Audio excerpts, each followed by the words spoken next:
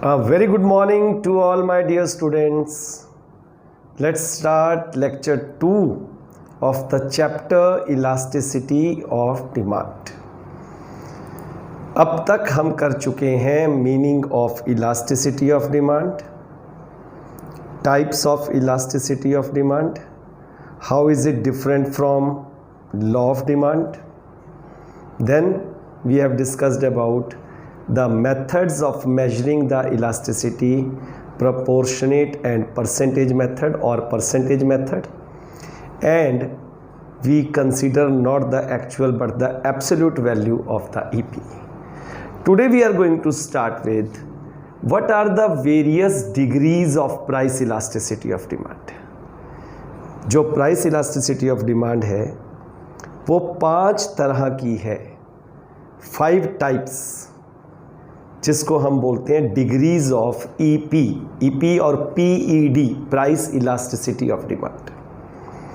सबसे पहले है परफेक्टली इलास्टिक डिमांड, दूसरा है परफेक्टली इन इलास्टिक डिमांड, तीसरे नंबर पे है यूनिटरी इलास्टिक डिमांड, चौथे नंबर पे है greater than unitary elastic demand, और लास्ट है less than unitary elastic demand.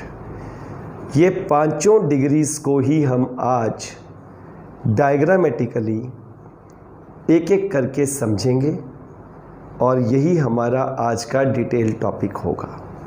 तो शुरुआत करते हैं टॉपिक की. डिग्रीज ऑफ ईपी मतलब price elasticity of demand.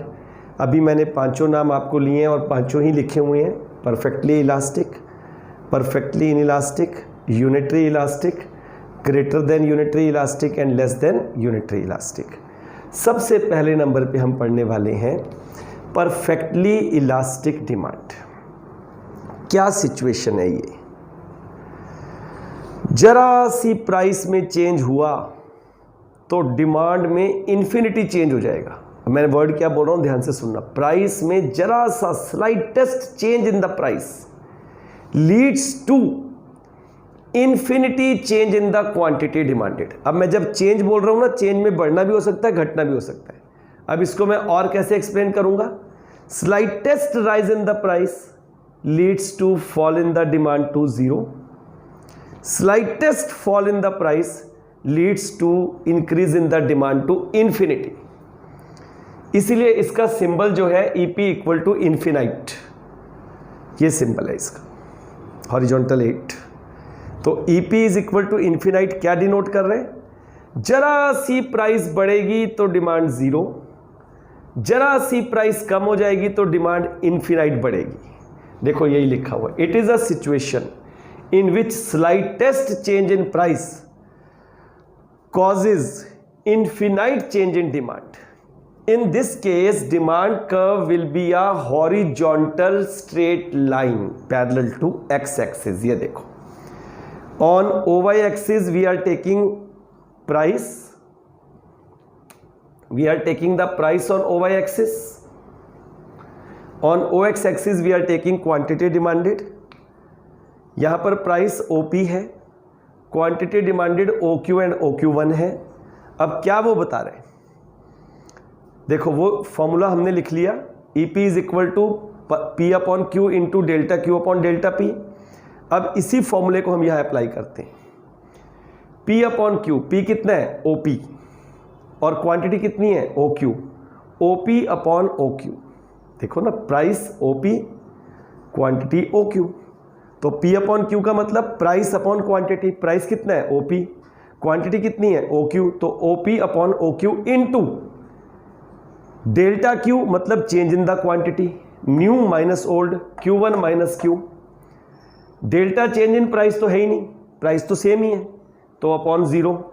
So something upon 0 is equal to infinity. So this is equal to infinite. तो EP जो है is equal to infinite in case of perfectly elastic demand का.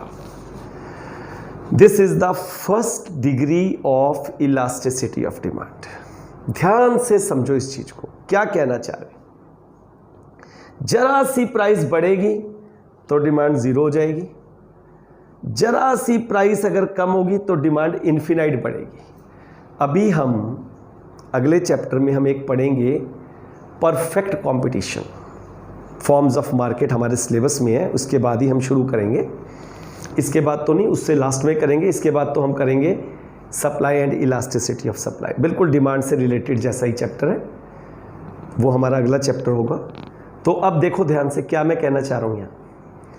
जरा सी price अगर बढ़ेगी तो perfectly elastic जो आपकी डिमांड होती है वो होती है परफेक्ट कंपटीशन में, जहाँ पर सारे प्रोड्यूसर एक जैसी चीज़ बना रहे हैं, homogeneous product.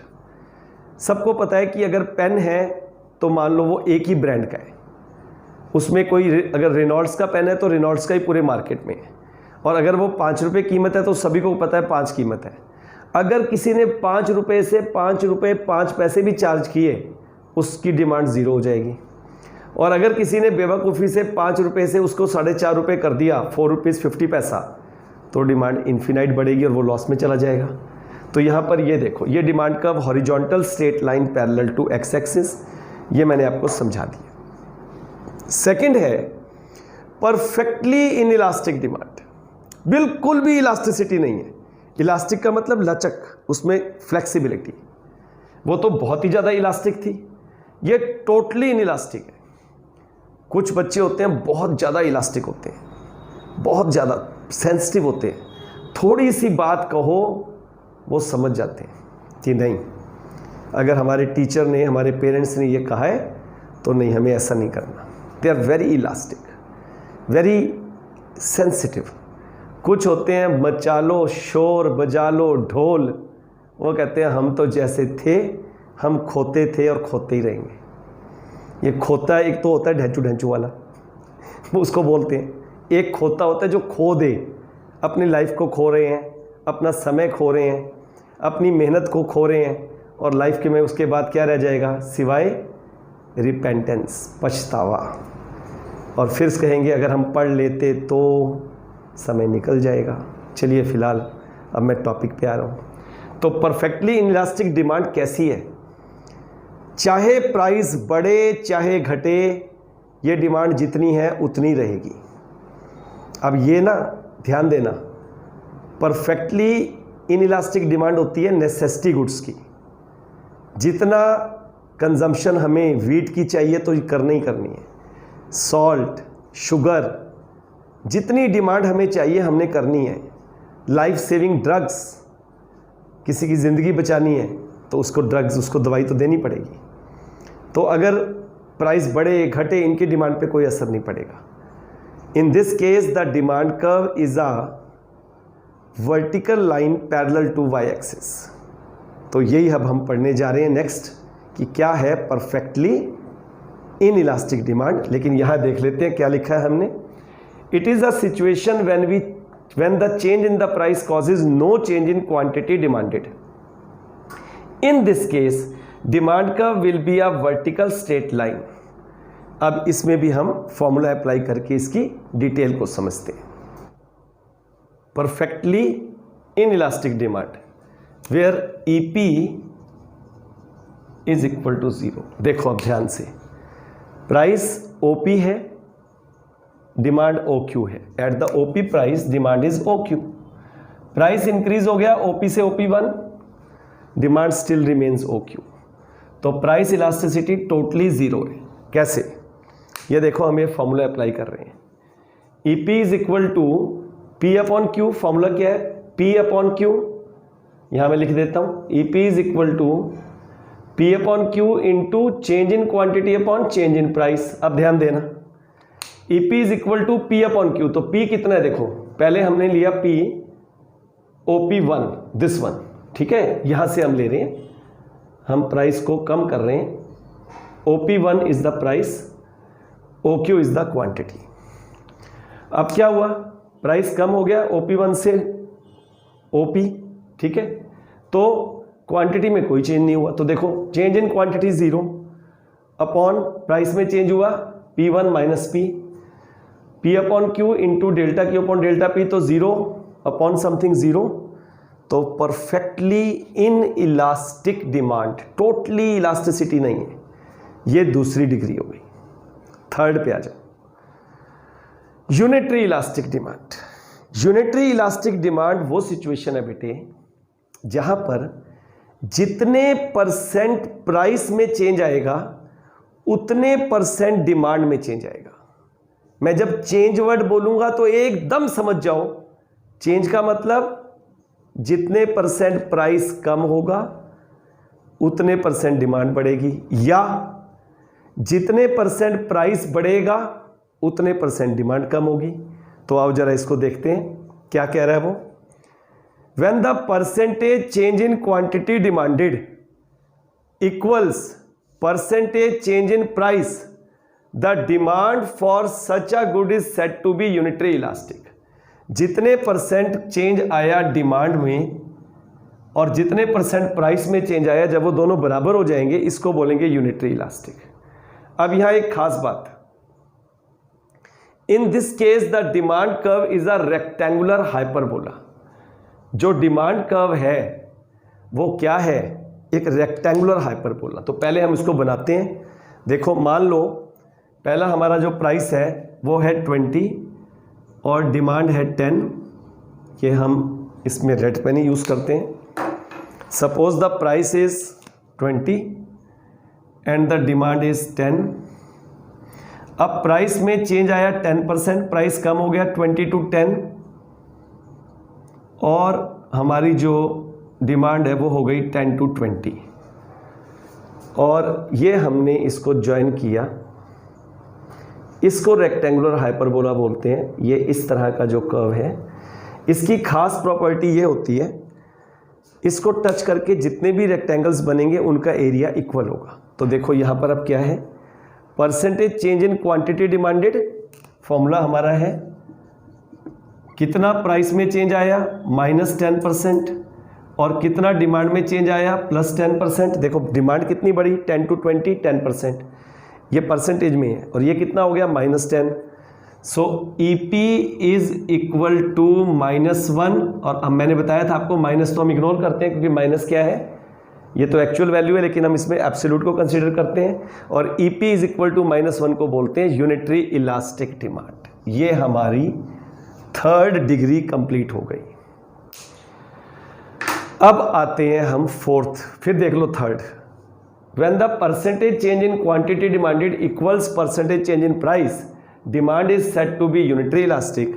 In this case, the demand curve is a rectangular hyperbola. Rectangular hyperbola has a special property, that is area of all the rectangles formed in this curve is equal.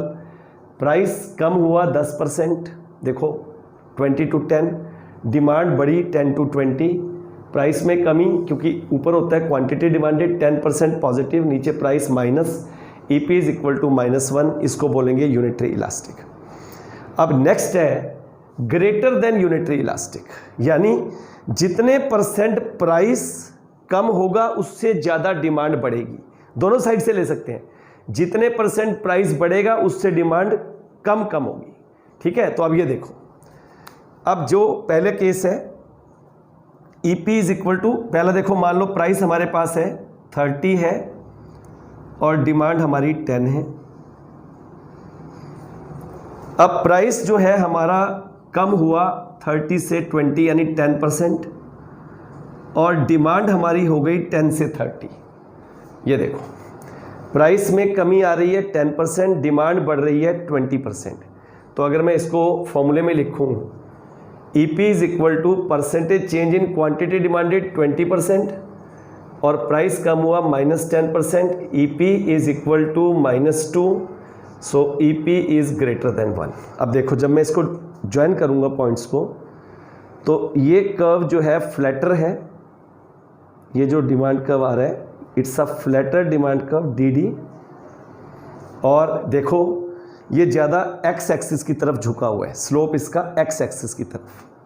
तो जो flatter demand curve होगा उस पर जो price elasticity है वो हमेशा greater than 1 होगी। देखो ध्यान से, when the percentage change in quantity demanded is more than the percentage change in price, in this case demand curve is flatter and it's slope is incline towards x axis. ये हमने formula apply कर दिया। अब last degree की बात करते हैं, less than unitary elastic, बिल्कुल उसके opposite. When the percentage change in quantity demanded is less than the percentage change in price. देखो, it is less than the percentage change in price. In this case demand curve is steeper. देखो कैसे पहले हम करते हैं, पहले हम 30 से ही शुरू करते हैं, 30 to 10, ये हमारा पहले था। अब क्या हुआ, प्राइस हमारा फॉल हुआ 20% और डिमांड सिर्फ इंक्रीज हुई 10%। ये 30 से 10 और ये 10 से 20। अब देखो, जो डिमांड कर्व है ये आपका स्टीपर है और ज़्यादा वाई एक्सिस की तरफ झुका हुआ है। इसको पुट करते हैं, EP इज इक्वल टू 30 से 10, प्राइस में चेंज आया -20% और इधर चेंज आया 10%। So 1/2 is equal to -0.5। EP इज लेस देन 1। फिर देख लो, जितने परसेंट प्राइस में चेंज आया, यहाँ पर हम क्या ले रहे हैं, प्राइस गिरा 20%, डिमांड बढ़ी 10%। ये स्टीपर कर्व है और स्टीपर कर्व का मतलब है इलास्टिसिटी हमेशा लेस देन 1 होगी। अगर मैं ये पांचों कर्व एक जगह पे ड्रॉ करके आपको दिखाऊं तो आप बहुत जल्दी समझ जाओगे। ये देखो ध्यान से, OX OY, यहाँ पे प्राइस और क्वांटिटी डिमांडेड, परसेंटेज भी हम दिखा देंगे। देखो ध्यान से, ये EP equal to infinity, perfectly elastic. ये हमारा EP इक्वल टू 0, अभी पढ़ा है हमने। रेक्टेंगुलर हाइपरबोला जो है EP इक्वल टू 1, जो फ्लैटर है EP ग्रेटर देन 1 और जो स्टीपर है EP लेस देन 1। तो इसके साथ ही हमारा सेकंड टॉपिक जो डिटेल में हमने आज कर लिया, degrees of price elasticity of demand. अब हमारा एक लास्ट टॉपिक बच गया, factors affecting the price elasticity of demand, और उसके साथ ही हम एक दो तरह के न्यूमेरिकल्स भी कर लेंगे ताकि हमें पता लग जाए कि न्यूमेरिकल इलस्ट्रेशंस कैसे करनी है। वो हम अगले लेक्चर में करेंगे। आज तक जो मैंने करवा दिया, आपसे एक ही रिक्वेस्ट है, इसको अच्छी तरह से रिवाइज़ कर लो, अपने नोट्स बना लो। आप तक सारा मटेरियल वीडियो लेक्चर के थ्रू पहुंच रहा है, जिसको आप बार बार भी रिपीट कर सकते हो, सुन सकते हो, बुक से लेकर नोट्स बना सकते हो। एक्सक्यूज़ बनाने छोड़कर अपने नोट्स बनाओ, अपना काम करो जो आपको मिल रहा है, और उस परमात्मा का धन्यवाद करो कि ऐसे विकट समय में भी आप तक एजुकेशन पहुंच रही है। God bless you all.